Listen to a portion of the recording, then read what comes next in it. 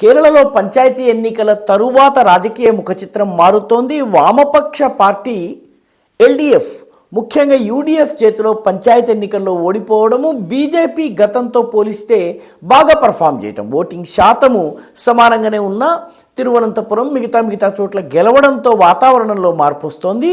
రెజీ లూకోస్ అనేటటువంటి సిపిఎంకి చెందినటువంటి TV డిబేట్లలో, TV panel డిస్కషన్స్లో చాలా కీలక పాత్ర వహించి పినరాయి విజయన్ని బాగా సమర్థించేటటువంటి నాయకుడు ఉన్నాడు.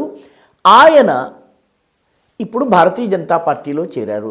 రెజీ లూకోస్ చాలా కాలంగా సిపిఎం పక్షాన మాట్లాడుతూ వచ్చాడు, ముఖ్యంగా పినరాయి విజయం పక్షాన మాట్లాడుతూ వచ్చాడు. ఇప్పుడు ఆయన బీజేపీలో చేరడం పట్ల ఒక రకంగా పార్టీలో షాక్ ఉంది.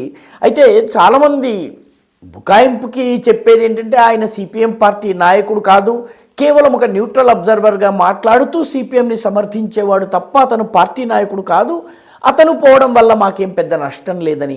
వాస్తవం ఏంటంటే కేరళ మీడియాలో ముఖ్యంగా టీవీ ఛానల్స్లో రెజీ లూకోస్ సిపిఎం పక్షాన మాట్లాడేటటువంటి చాలా బలమైన వాదనలు వినిపించేటటువంటి నాయకుల్లో ఒకరు.